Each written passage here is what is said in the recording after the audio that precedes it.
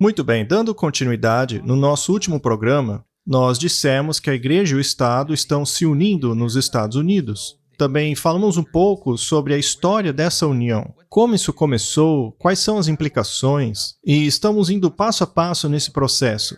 No último programa, nós falamos um pouco a respeito do falso profeta.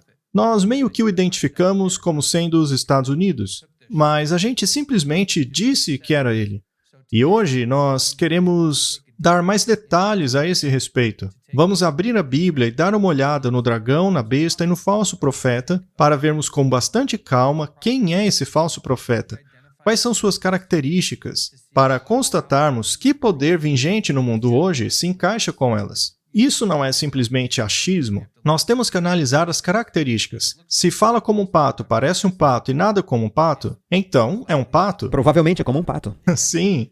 Então, nós queremos mostrar como chegamos a essa conclusão. Mostrar que não é um simples achismo. Também queremos dar uma pincelada no que esse falso profeta vai fazer para permitir que a Igreja e o Estado se unam na América, não por força militar, mas pela vontade do povo. E, para começar, vamos mostrar um vídeo a respeito do qual falamos no último episódio, mas que acabamos não mostrando. Algumas pessoas escreveram dizendo que os nossos comentários a respeito desse vídeo estavam fora de contexto. Muito bem, então hoje queremos que vocês assistam para que vocês mesmos tirem as suas próprias conclusões. Então, vamos assistir o vídeo. A razão pela qual temos tantas leis abusivas em nossa nação é porque a Igreja foi complacente a isso. A Igreja deve dirigir o governo. O governo não deve dirigir a Igreja. Essa não foi a intenção dos fundadores deste país. Eu estou farta desse lixo de separação entre Igreja e Estado. Isso não está na Constituição, estava numa carta fedorenta e não significa nada. Muito bem, Mackenzie.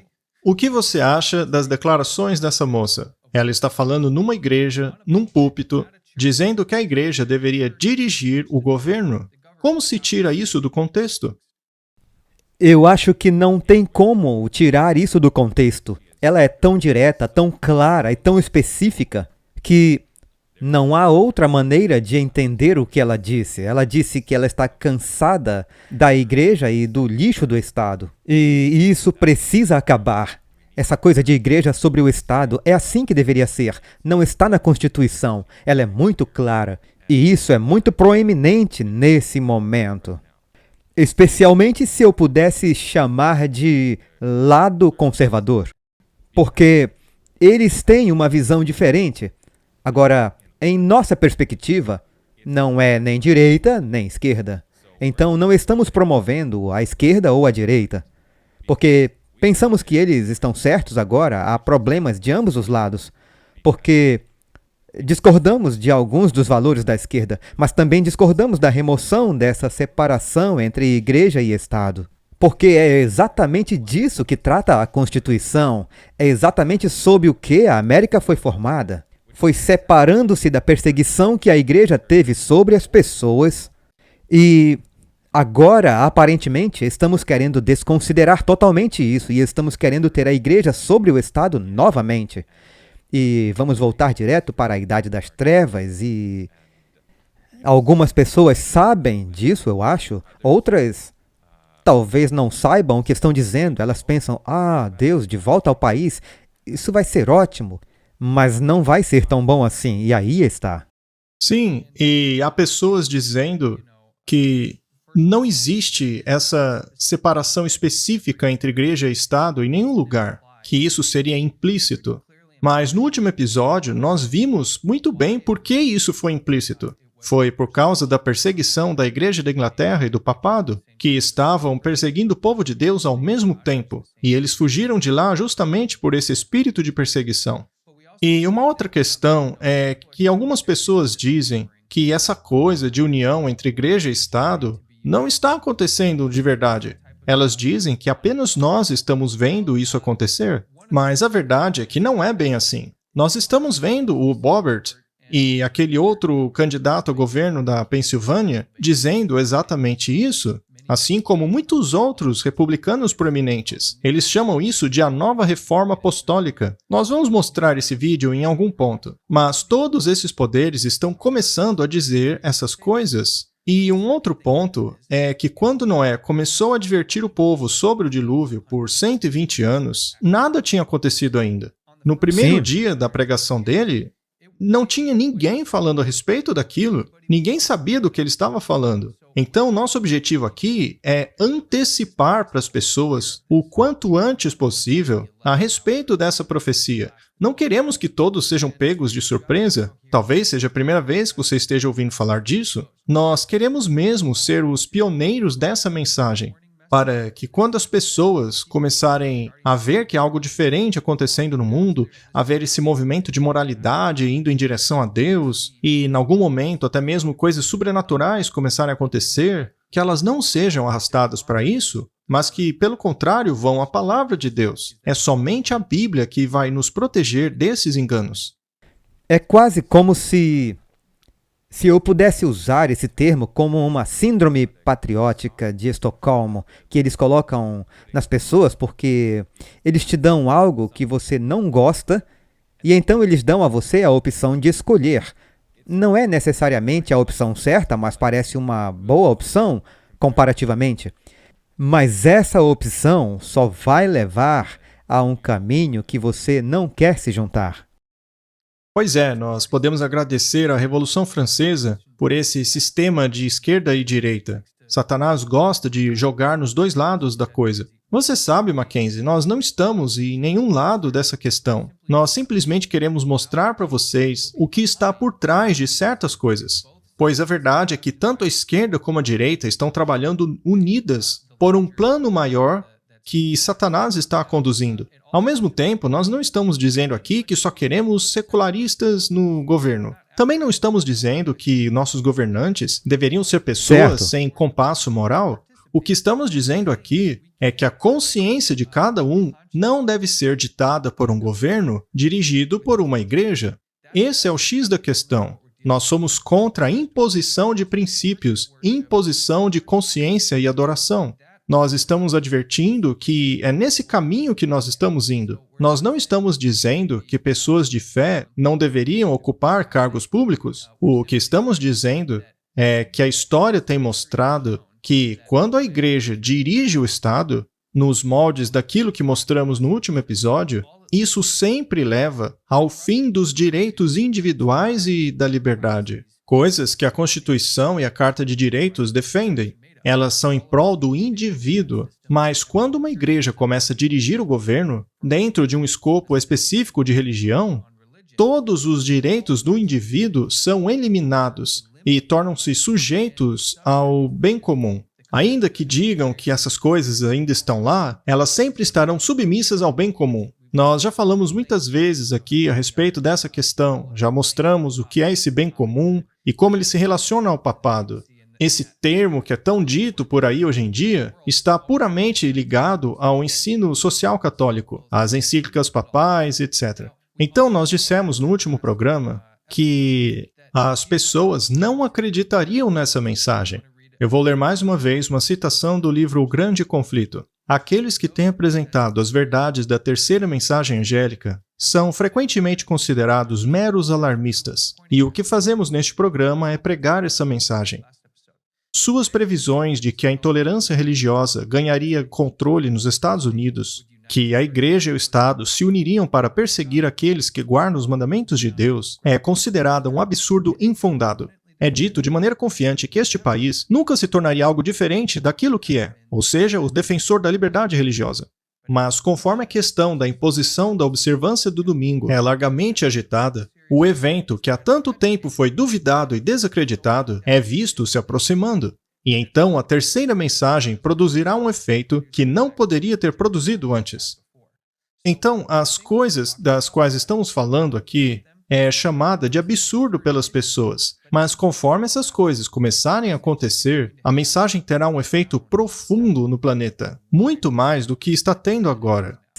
E essas 3 mensagens angélicas que são referenciadas aqui, em conexão com a observância deste domingo, tornando-se realmente como uma coisa religiosa, não apenas domingos climáticos, não apenas descanso da terra, vai além dessa questão. E quando olhamos para as 3 mensagens angélicas que estão em Apocalipse 14, e olhamos através delas, a terceira mensagem angélica, na verdade as 3, mas especificamente a terceira, é sobre essa besta que vimos no capítulo anterior, que é a primeira besta, uma besta semelhante a um leopardo, mas também essa besta vem da terra. E mencionamos isso, mas queremos separar aqui porque há uma conexão com essas bestas e em seguida o dragão e o falso profeta, e queríamos levá-los de volta e explicar isso bem minuciosamente para que saibamos exatamente onde estamos situados. Vamos fazer isso agora. Vamos começar uma jornada através das Escrituras para constatarmos que não há espaço para muitas interpretações no que diz respeito ao significado dessas figuras proféticas. A Bíblia interpreta-se a si mesma. Ela nos dá a informação de que precisamos para identificar esses jogadores. No último episódio, falamos sobre o conceito de separação entre igreja e Estado. Nós vimos o artigo da Enciclopédia Britânica, que após a queda do Império Romano Ocidental, sobrou somente a autoridade da Igreja. Então, a Igreja de Roma acabou tornando-se o trono de poder secular e espiritual. E isso acabou levando a séculos de união entre imperadores e reis com os papas, até que finalmente surgiu esse novo mundo, os Estados Unidos, essa terra da liberdade e dos direitos individuais. Muito bem, agora nós vamos voltar um pouco, porque essa parte da história contada no último episódio é uma das batalhas que ocorrem em uma guerra muito maior. Eu acho importante dizer às pessoas que quando apontamos para os Estados Unidos ou o papado, estes não são, na verdade, os maiores jogadores por trás de tudo isso. Então, nós vamos começar no livro de Gênesis e vamos ver essa guerra prometida que ocorreria ao longo da história da Terra entre essas duas figuras. Agora, antes de irmos para lá, eu só queria fazer mais uma declaração sobre o que nós estávamos dizendo. E, obviamente, ainda havia pessoas que sabiam a verdade e tinham a Bíblia. Sim, a igreja tinha o monopólio disso e eles estavam tentando doutrinar todos com seus pensamentos. Mas há uma razão para a formação da América, uma razão para o protestantismo e todas essas coisas aconteceram, é porque as pessoas viram isso. Então, ao longo da história, havia pessoas ainda que tinham a Bíblia e a verdade, mas eram apenas um grupo minoritário. E eles foram... Deus nunca teve um período em que ele não tinha pessoas que estavam seguindo sua verdade. Ele foi capaz de sustentar isso ao longo da história, durante toda a perseguição, durante a Idade das Trevas e tudo mais. E ele ainda tem pessoas que proclamam a verdade. E eu apenas quero acrescentar isso porque em todo o conceito de Idade das Trevas pode parecer muito sombrio, como se não houvesse mais ninguém, mas havia. E é por isso que estamos falando agora, para que as pessoas possam acordar e ver, ei, as coisas estão acontecendo, acorde, e as pessoas verão por que temos acesso fácil agora à Bíblia e às suas verdades, e lê-las e estudar por nós mesmos. Então, assim, voltaremos ao Gênesis e começaremos lá do início. É justamente de onde deveríamos começar? Pois Gênesis e Apocalipse é uma história, é a revelação de Jesus Cristo no plano da salvação. Então, vamos olhar para o capítulo 3 de Gênesis, versos 14 e 15. E o Senhor Deus disse à serpente, agora eu vou pular para o 15, e porei inimizade entre ti e a mulher, entre a tua semente e a sua semente. Esta te ferirá a cabeça da serpente, e tu lhe ferirás o calcanhar. A primeira coisa que queremos estabelecer é que este jogador com quem Deus está falando é a serpente. A maioria das pessoas já sabem que esta serpente é o diabo. Em breve nós falaremos sobre isso. Mas a questão é, quem é a mulher no verso 15? Porém, inimizade entre ti e a mulher. E vemos em várias instâncias, por exemplo, em Jeremias 6:2, Efésios 5:23, 2 Coríntios 11:2, todos esses versos apontam para o conceito-chave de que quando vemos uma mulher em profecia, significa o que, Mackenzie? Representa uma igreja, representa o corpo do povo de Deus, que é imaculado, porque há várias mulheres na Bíblia. São símbolo de uma mulher pura, e depois há uma mulher impura, que representa dois grupos separados de pessoas. Agora, eu apenas quero ler, talvez, um ou dois versos que você mencionou, só para confirmar o que foi dito. Eu comparei a filha de Sião a uma mulher calma e delicada. Então ele diz aqui que eu estou comparando Sião com uma mulher.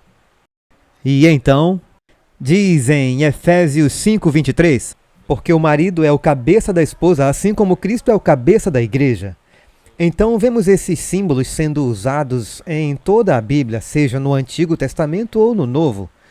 E isso nos traz ao Apocalipse, porque no Apocalipse tudo que é uma explicação e uma exposição do restante dos conceitos que estão em toda a Bíblia.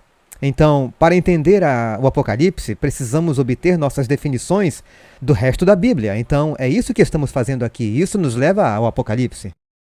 E nós vemos que o início dessa guerra está no Gênesis, no Jardim do Éden. As coisas doidas de hoje nem tinham começado, mas desde lá Deus tinha prometido que a serpente e a mulher estariam em conflito ao longo dos séculos. E então, quando finalmente chegamos ao Apocalipse, nós vemos a serpente, que agora é descrita como um dragão, em Apocalipse 12:17. E o dragão irou-se contra a mulher e saiu para fazer guerra com o remanescente de sua semente. E aqui ele dá duas características para identificarmos este remanescente. Esse povo são aqueles que guardam os mandamentos de Deus e têm o testemunho de Jesus. Eu acho interessante que lá em Gênesis temos uma serpente e em Apocalipse temos um dragão.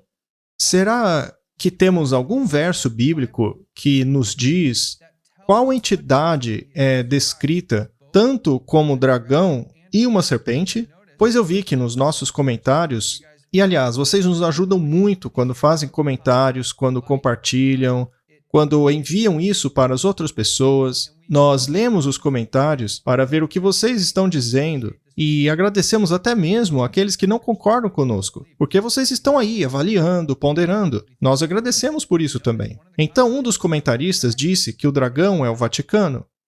Mas vejamos se a Bíblia diz quem é o dragão. Sim. A Apocalipse 12:9 não deixa dúvidas sobre quem é o dragão. O dragão e a serpente. E o grande dragão foi expulso, aquela antiga serpente, chamada Diabo, Satanás, que engana todo mundo. Vamos agora a Apocalipse 20, verso 2, para ver se há algo a mais que estabelece este verso. E ele prendeu o dragão, aquela antiga serpente, que é o Diabo, Satanás, e o acorrentou por 1000 anos. Então veja que há dois versos explicando isso. Não precisamos especular quem seria o dragão ou a serpente. A Bíblia nos diz claramente quem eles são. É Satanás. Então, eu quero ler mais uma vez esses dois versos. Em Gênesis e Apocalipse. Diz em Gênesis 3:14. Agora eu vou parafrasear baseado no que já sabemos. E o Senhor disse a Satanás: Eu porei inimizade entre você e a igreja, entre a sua semente, a semente de Satanás, e a semente dela, a semente da igreja. Então, não são apenas as entidades em si, mas a semente delas, os descendentes delas. Isso nos mostra que esse conflito ocorreria ao longo da história. Leiamos agora Apocalipse 12:9 de novo, com estas figuras. Vamos ler Apocalipse 12:17 mais uma vez. E Satanás irou-se contra a igreja, e saiu para fazer guerra com aquilo que tinha restado da igreja. E, como sabemos, quem é o restante dessa igreja? São aqueles que guardam os mandamentos de Deus e têm o testemunho de Jesus. Bem, nós não vamos entrar em detalhes quanto a isso hoje, mas se você perguntar a 100 cristãos o que é esse testemunho de Jesus, você terá 100 respostas diferentes. Mas veja, a Bíblia nos diz mais uma vez exatamente o que é esse testemunho de Jesus. Eu vou mostrar para vocês em um verso aqui. Antes de lermos esse verso, novamente, é muito importante que não colocamos nossas próprias ideias nos conceitos, pois são inversos. Portanto, lá diz que ele está irado com o remanescente, com a sua semente, que faz o quê? Que guarda os mandamentos de Deus. E não diz menos um ou menos diz todos os mandamentos de Deus. E que tem o testemunho de Jesus. Agora, se você não estudar, você pode pensar, isso significa amar a Jesus. Mas não é realmente o que está dizendo. Então, para esclarecer, vamos para Apocalipse 19, verso 10. E isso esclarece tudo. Então caí aos seus pés para adorá-lo, mas ele me disse, não faça isso. Sou servo como você e como os seus irmãos que se mantêm fiéis ao testemunho de Jesus. Ele dá a definição. Adore a Deus, pois o testemunho de Jesus é o espírito de profecia. Portanto, este grupo de pessoas guarda os mandamentos de Deus. Além disso, eles entendem e eles têm o espírito de profecia. Isso é realmente muito crítico, especialmente quando avançamos e falamos sobre o tempo em que estamos vivendo agora. É um fator que denota quem é o povo de Deus e quem o está seguindo e quem não está. Porque se eles não entendem a profecia ou as profecias estão 80% ou 50% correta. E ainda tem todos esses intelectuais ou esses até mesmo profetas que as pessoas dizem eles tiveram uma taxa de sucesso muito alta. Como, por exemplo, mas se não for 100%, que não acertou quase nada, mas as pessoas acham que ele é fantástico. Sim, mas é preciso saber se é verdade ou não. A Bíblia não é 20% ou 50% correta. Precisamos saber que a Bíblia é 100% correta. E se nosso entendimento não funcionar, então a culpa é nossa, não da Bíblia, e precisamos ver onde erramos em nossa interpretação do que a Bíblia está tentando nos dizer. Então temos esses que guardam os mandamentos de Deus e que têm o testemunho de Jesus, que é o espírito de profecia. Estas são duas características-chave para identificarmos quem é a igreja remanescente. Sabe, quando eu estava começando a compreender a verdade, eu focava muito nessas descrições, porque eu sabia que elas me levariam ao remanescente. É dessa igreja que eu quero fazer parte. No fim das contas, não me importam as tradições, as doutrinas, eu quero a verdade. E se a verdade está lá na Bíblia, bem, a Bíblia vai te guiar para a igreja remanescente. E as duas características dadas aqui, além de muitas outras ao longo da Bíblia, mas essas duas em particular, excluem a maioria das denominações cristãs do mundo hoje. A maioria das igrejas cristãs hoje dizem que os 10 mandamentos foram pregados na cruz, sem falar que elas nem tocam na questão da profecia. Muito menos fazer um estudo detalhado procurando ensiná-las às pessoas. Isso inclui todo o livro de Daniel, todo o livro de Apocalipse.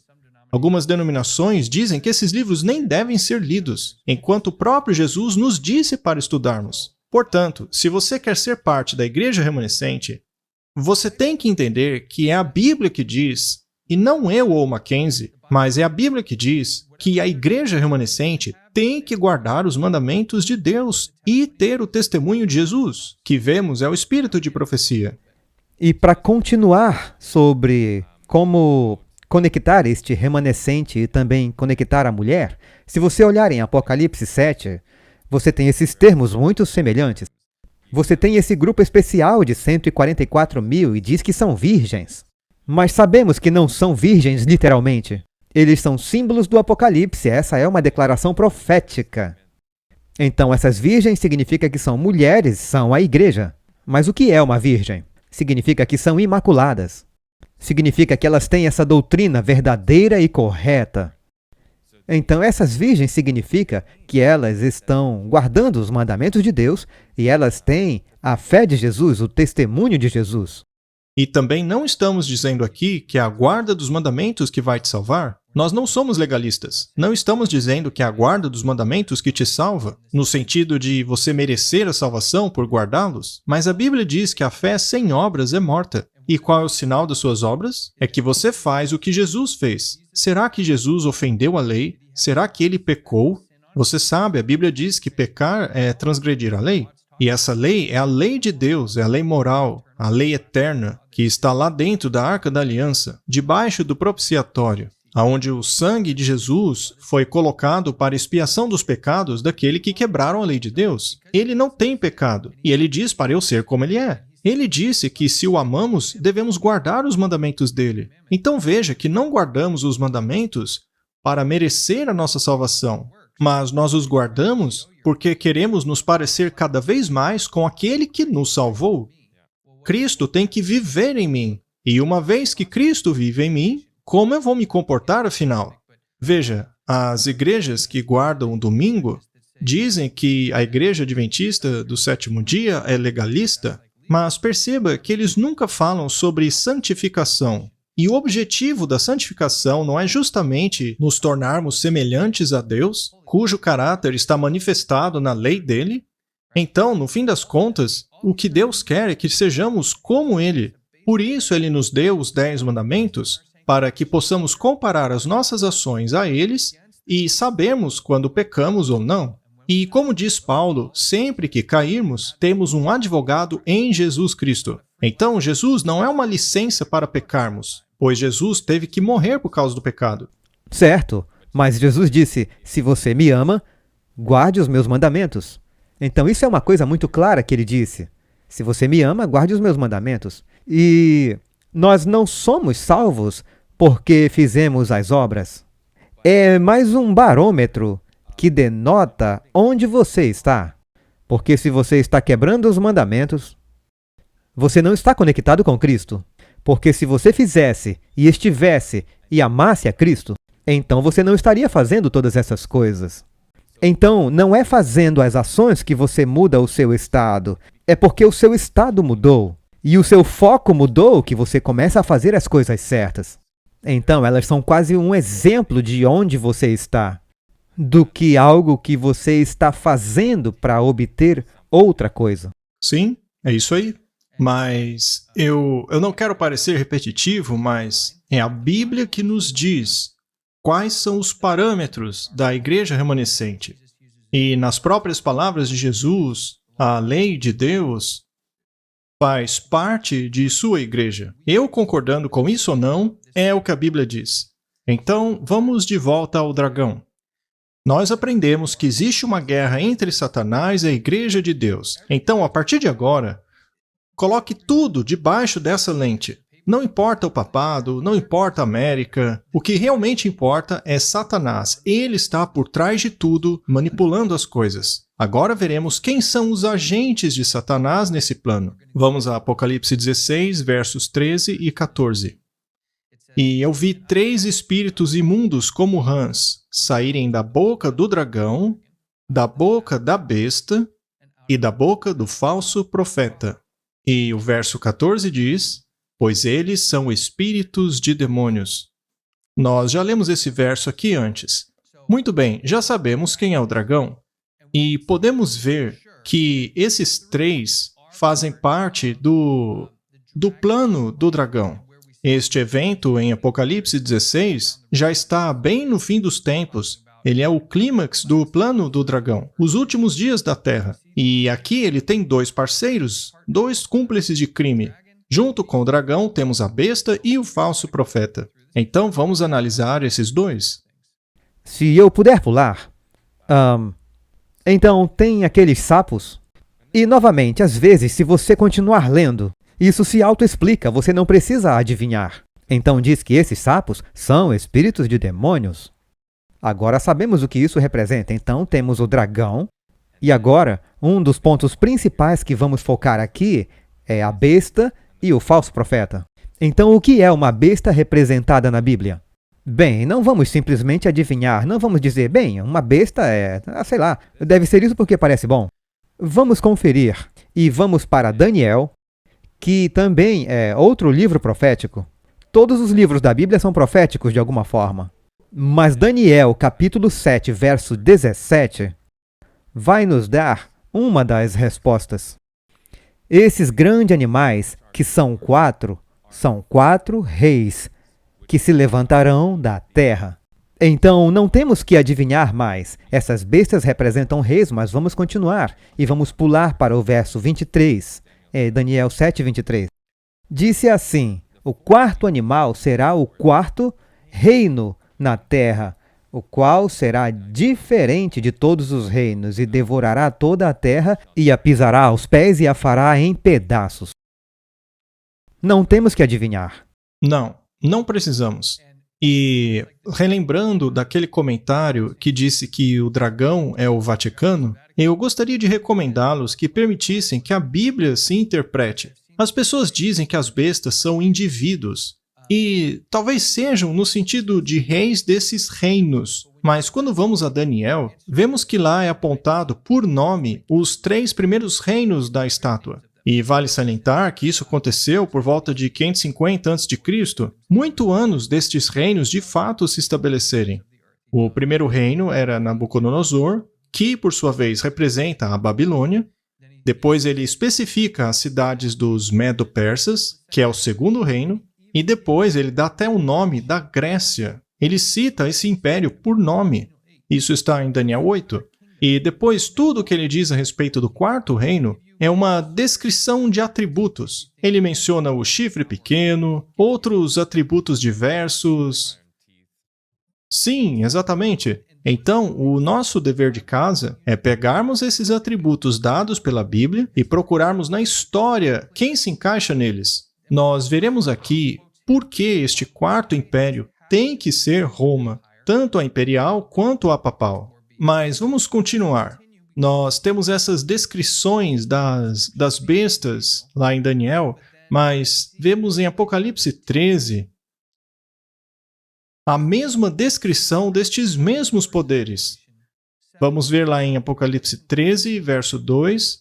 A besta que vi era como um leopardo, seus pés eram como pés de um urso, e sua boca como a boca de um leão.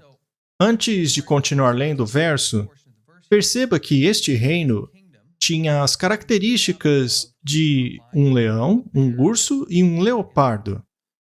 E essa linguagem nos leva diretamente ao livro de Daniel. Isso nos mostra que esse reino seria composto por características desses reinos, representadas de uma forma ou outra. Mas eu acho que a segunda parte desse verso é que realmente estabelece o que queremos. Então, esse reino, que era uma assimilação dos reinos anteriores, veja só o que diz aqui no verso 2 de Apocalipse 13. O dragão deu a ele o seu poder, e o seu trono e grande autoridade. Então, estamos vendo que este reino seria um agente direto de quem, Mackenzie? É um agente de Satanás. E quem é que está nos dando essa informação? Somos nós, Mackenzie? Não, isso é direto da Bíblia. Isso é algo que não estamos adicionando nada. Só estamos lendo. Apocalipse 7 nos revela que essas bestas são reinos. Nós não lemos todo o Apocalipse 7, mas em Apocalipse 7 são mencionadas 4 bestas e eu vou apenas pincelar. A primeira era como um leão, a segunda como um urso, a terceira como um leopardo e então a quarta era uma besta terrível. Você quer dizer Daniel 7, certo? Daniel 7, sim. Então, quando deixamos Daniel 7 e vamos para Apocalipse 13, vemos essa mesma composição dessas criaturas, porque elas são apenas uma nação pagã, uma logo após a outra, apenas assimilando uma à outra. E o dragão, no final, é quem dá o poder a essa besta, no final, que é como este conglomerado, e que é muito diferente das outras, pois combina todas essas coisas. Então agora, se formos para o verso 3, vemos um ponto muito importante que vai se desenrolar pelo resto do tempo aqui. E eu vou pular para a segunda metade do versículo 3. E toda a terra se maravilhou após a besta. Então temos esses pontos que nós precisamos ter em mente enquanto estamos olhando aqui. Mas o Matt tem algumas citações. E isso não é só nós dizendo, mas que também há muitas pessoas ao longo dos tempos que entenderam o que era essa besta parecida com um leopardo.